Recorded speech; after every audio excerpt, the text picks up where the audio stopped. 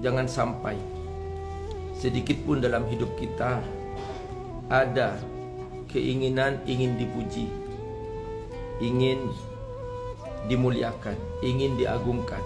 Kalau kamu kufur, kamu gunakan nikmat-nikmatku untuk maksiat kepadaku, kata Allah. Kamu gunakan semua kebaikanku hanya untuk berbuat dosa. Ingat, kata Allah, inna azabi lasyadid, sesungguhnya azabku sangat pedih. Takwa yang hakiki, takwa yang jujur, itulah yang akan melahirkan akhlak mulia. Orang Islam banyak, tapi yang bertakwa sedikit. Wahai orang-orang yang beriman, bertakwalah kepada Allah dan berpihaklah kamu kepada orang-orang yang jujur. Di antara ciri takwa adalah Ar-Rahman 'allamal Qur'an, khalaqal insan, 'allamahul bayan. Alhamdulillah. Alhamdulillahilladzi arsala rasulahu bil huda wa dinil haqq liyudhhirahu 'ala ad-dini kulli wa kafa billahi shahida. Asyhadu an la ilaha illallah wahdahu la syarika lah wa asyhadu anna Muhammadan abduhu wa rasuluh. Allahumma salli ala sayyidina Muhammad wa ala alihi wa sahbihi ajma'in wa ba'du. Faya ayyuhal muslimun ittaqullah, fa inna Allah subhanahu wa ta'ala da'ana ila taqwa faqala ya ayyuhalladzina amanu ittaqullaha haqqa tuqatih wa la tamutunna illa wa antum muslimun. Hadirin sidang Jumat rahimakumullah, bersyukurlah kepada Allah, ucapkan selalu alhamdulillahirabbil alamin, karena semua yang kita dapatkan adalah karunia-Nya. Mata kita bisa melihat, kaki kita bisa melangkah, kita sehat, kita dapat rezeki. Itu semua karena pertolongan Allah subhanahu wa ta'ala. Hari ini kita bisa berkumpul mendatangi sholat Jumat, ini juga karena pertolongan Allah subhanahu wa ta'ala. Ucapan alhamdulillah hanya untuk Allah, pujian hanya untuk Allah. Kita hanya makhluknya yang tidak berdaya. La hawla wa la quwata illa billah. Tidak ada daya dan upaya kecuali hanya pertolongan Allah subhanahu wa ta'ala. Karena itu jangan sampai sedikit pun dalam hidup kita ada keinginan ingin dipuji, ingin dimuliakan, ingin diagungkan. Hanya Allah yang berhak dipuji. Itulah mengapa ketika ada seorang hamba ingin dipuji amalnya, maka dia jatuh dalam riya. Dan Nabi menyebutkan wariya'u asyirkul asghar, dan riya adalah merupakan syirik kecil. Maka kita selalu mengucapkan alhamdulillah, hanya Allah yang berhak dipuji. Segala puji hanya miliknya, dan kita tidak sama sekali ingin dipuji. Karena semua kebaikan yang kita kerjakan adalah murni pertolongan Allah subhanahu wa ta'ala. Itulah rahasia mengapa kita selalu memuji Allah, bersyukur kepadanya dengan mengucapkan alhamdulillah. Sampai-sampai Al-Quran sendiri dibuka oleh Allah subhanahu wa ta'ala dengan pujian. Itulah surah Al-Fatihah dibuka dengan alhamdulillahirabbil alamin. Dan kita setiap hari, setiap solat, dalam setiap rakaat, kita wajib membaca surah Al-Fatihah, dan kita wajib memuji Allah subhanahu wa ta'ala. Itulah makna syukur. Karena itu dalam Al-Quran, ketika seorang hamba tidak bersyukur, maka dia jatuh dalam kufur. Al-Quran selalu menggandeng sebagai lawan kata syukurlah kufur. La in syakartum la azidannakum wa la in kafartum inna azabi lasyadid. Kalau kamu bersyukur, aku akan menambah nikmat kepadamu, kata Allah. Tapi kebalikannya, kalau kamu kufur, Kamu gunakan nikmat-nikmatku untuk maksiat kepadaku, kata Allah. Kamu gunakan semua kebaikanku hanya untuk berbuat dosa. Ingat, kata Allah, inna azabi lasyadid, sesungguhnya azabku sangat pedih. Bacalah salawat kepada Rasulullah sallallahu alaihi wasallam. Allahumma salli ala sayyidina Muhammad wa ala alihi wa sahbihi wasallam. Nabi berjanji bahwa akan mendoakan setiap umatnya yang senantiasa membaca salawat kepadanya. Bukan Nabi butuh doa, bukan. Nabi sudah dijamin masuk surga. Nabi sudah dijamin diampuni dosa-dosanya yang terdahulu dan yang akan datang. Kita yang butuh doa Nabi. Karena itu kita berusahalah untuk bersungguh-sungguh memperbanyak baca salawat kepada Rasulullah sallallahu alaihi wasallam.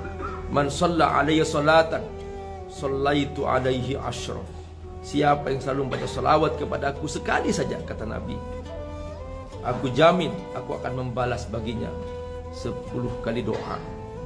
Masya Allah, berkah umat yang senantiasa memperbanyak baca salawat kepada Rasulullah sallallahu alaihi wasallam, terutama di hari Jumat seperti ini. Saudaraku rahimakumullah, di hari Jumat seperti ini, di antara sunnahnya selain kita membaca surah Al-Kahfi adalah memperbanyak baca salawat kepada Rasulullah sallallahu alaihi wasallam. Salawat yang paling sederhana adalah Allahumma sholli ala Muhammad. Lebih panjang lagi Allahumma sholli ala sayyidina Muhammad wa ala alihi wa sahbihi wasallim. Lebih panjang lagi itulah yang kita baca dalam salat sampai fil alamin innaka Hamidum Majid. Seperti itu kita memperbanyak baca salawat kepada Rasulullah sallallahu alaihi wasallam. Hadirin sidang Jumat rahimakumullah. Pesan takwa setiap khotib di hari Jumat akan selalu ditegaskan. Karena takwa ini mengandung makna kehati-hatian. Kehati-hatian. Maksudnya apa? Berhati-hatilah dari dosa. Berhati-hatilah dari maksiat. Ciri iman adalah ketika seorang hamba berhati-hati dari dosa. Dalam makna takwa ada kesadaran bahwa dia pertama merasa dikontrol oleh Allah, bahwa Allah melihat dia. Itu di antara makna takwa. Makanya Allah berpesan, ya ayyuhalladzina amanu, wahai yang sudah beriman, buktikan bahwa kamu bertakwa kepadaku. Ittaqullah. Itu pun perintah Allah tidak berhenti kepada ayat ittaqullah, tapi Allah pertegas haqqa tuqati. Haqqa tuqati, takwa yang jujur, takwa yang sebenarnya. Mengapa? Karena dengan bekal takwa yang sebenarnya ini, ketika seorang hamba mati nanti, maka dia akan mati dalam keadaan muslim. Wala tamutunna illa wa antum muslimun. Jadi tidak cukup seseorang hanya mengaku muslim. Kata Allah, kalau kamu ingin mati dalam keadaan bertakwa, dalam keadaan muslim, hendaklah kamu bertakwa dengan takwa yang jujur. Apa cirinya? Yang pertama, muraqabatullah. Dia sadar bahwa Allah melihatnya. Dimanapun dia berada, Allah melihatnya. Di ruang tertutup dia sendirian, Allah tahu apa yang dia perbuat. Ya'lamu kha'inatal a'yun wa ma tukhfis sudur. Allah mengetahui kemana mata melirik, kemana mata melihat. Semua ada hitungannya di sisi Allah Subhanahu wa ta'ala. Ya'lamu kha'inatal a'yun. Kha'inah artinya khianat. Benarkah mata ini digunakan untuk melihat yang Allah halalkan atau berkhianat? Ya'lamu kha'inatal a'yun. Allah tahu ketika mata ini berkhianat, kata Allah. Dan kemudian juga kata Allah, ya'lamu kha'inatal a'yun wa ma tukhfis sudur. Allah juga tahu apa yang tersembunyi dalam dada. Apakah ketika kita membaca Quran kita ikhlas atau tidak? Allah tahu. Apakah ketika kita bangun salat malam kita bangun karena Allah atau karena tujuan-tujuan duniawi? Allah tahu. Wa ma tukhfis sudur. Apakah ketika kita salat, benarkah itu karena Allah Subhanahu wa ta'ala? Allah tahu. Karenanya kalau kita salat, Allah Subhanahu wa ta'ala memberikan cara. Wa yuqimunas shalah, kata Allah. Kalau kamu salat, tegakkan salat dengan sebenar-benarnya. Padahal dalam bahasa Arab bisa seorang mengatakan ana usolli, aku salat. Tapi kenapa dalam bahasa Al-Quran maupun dalam bahasa hadis Allah menggunakan bahasa aqama yuqimu, menegakkan? Para ulama tafsir ketika menjelaskan makna aqama yuqimu, mereka menyebutkan bahwa yuqsadu bihi iqamatuhu iqamatan haqiqiyah bi arkanihi wa qiraatihi wa tuma'ninatihi wa waqtihi. Dia bersungguh-sungguh menegakkan solat sebagaimana seharusnya, waktunya pun tidak terlambat, gerakannya pun tidak tergesa-gesa, bacaannya pun sesuai dengan bacaan yang sebenarnya, tuma'ninah, ketenangannya, kehusuannya, itu semua menjadi satu rangkuman dalam makna iqamah.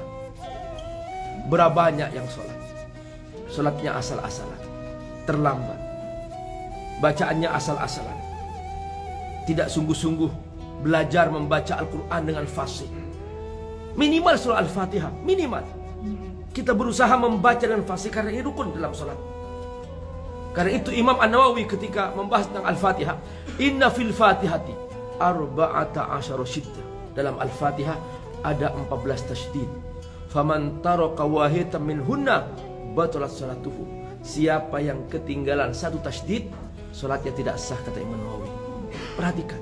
Jadi itu semua termasuk makna kesungguhan kita bertakwa kepada Allah Subhanahu wa ta'ala. Bahwa kita memaknai takwa dengan sebenar-benarnya, haqqa tuqati. Dalam konteks seperti inilah kata Allah, ketika seorang hamba meninggal dunia, maka dia meninggal dalam keadaan muslim. Wala tamutunna illa wa antum muslimun. Mengapa? Karena haqqa tuqati inilah yang akan melahirkan akhlak mulia. Takwa yang hakiki, takwa yang jujur, itulah yang akan melahirkan akhlak mulia. Orang Islam banyak, tapi yang bertakwa sedikit. Orang beriman banyak, beriman kepada Quran banyak, tapi yang bertakwa ikut Quran. Misalnya dalam Al-Quran Allah haramkan zina, tapi tidak sedikit orang yang mengaku beriman kepada Quran, tapi dia suka berzina, riba.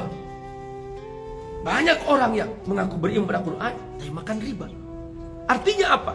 Ketika seorang bertakwa, kata Allah, haqqa tuqati, kau maknai takwa ini dengan sebenar-benarnya. Itulah mengapa ketika Allah menyebutkan Al-Quran, Allah menyebutkan dzalikal kitabu la raiba fi. Inilah Al-Quran, tidak ada keraguan dalamnya. Tapi kata Allah apa? Syaratnya hudan lil muttaqin. Untuk ikut Quran, untuk bisa menjadikan Al-Quran sebagai hidayah, sebagai hudan. Kapan? Lil muttaqin. Ketika seorang punya kualitas takwa. Seperti inilah makna takwa yang sebenarnya, haqqa tuqati. Dan kita semua berjuang untuk mencapai makna ini dengan sungguh-sungguhnya, dengan semaksimal kemampuan kita. Ini makna muraqabatullah, bahwa seorang hamba akan mencapai takwa ketika dia punya ciri, yaitu merasa dikontrol oleh Allah. Inilah makna ihsan dalam hadis. Al-ihsan, kata Nabi, an ta'budallah ka'annaka tarahu fa illam takun tarahu fa innahu yarak. Hendaklah engkau beribadah kepada Allah seakan-akan engkau melihat Allah. Tapi ketika engkau tidak bisa melihatnya, yakinlah bahwa Allah melihat kamu. Ini makna muraqabatullah. Ciri yang kedua, saudara Allah, takwa adalah bahwa dia benar-benar sadar bahwa dunia ini bukan tujuan, maka dia tidak terlena dengan dunia, tidak mudah disogok, tidak mudah dibayar hanya demi kepentingan sesaat, tidak mudah korupsi hanya demi tujuan-tujuan tertentu. Na'udzubillah min dzalik. Tidak mudah tergiur dengan kemegahan dunia.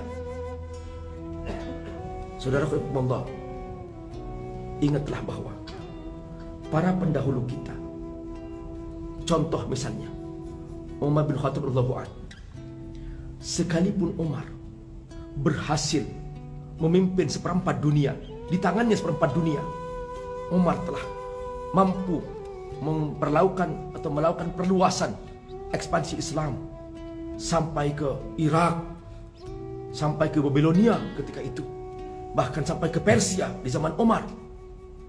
Umar tetap ketika ada makmum di belakangnya, dia melihat bahwa baju yang dia pakai ada 20 tambalan.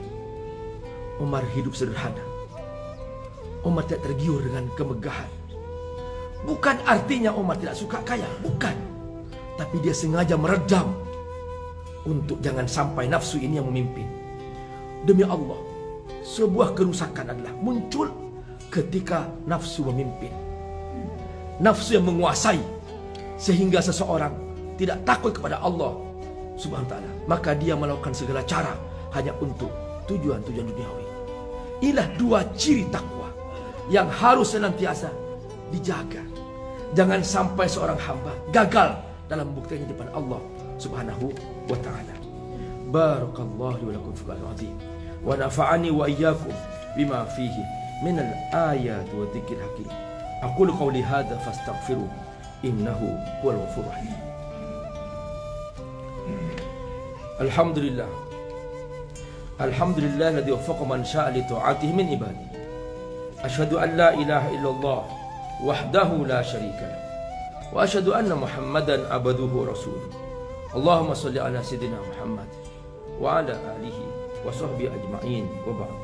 Fa ya ayyuhal muslimin, usikum wa iyaya bittaqwallah wa ta'atihi la'allakum tuflihun.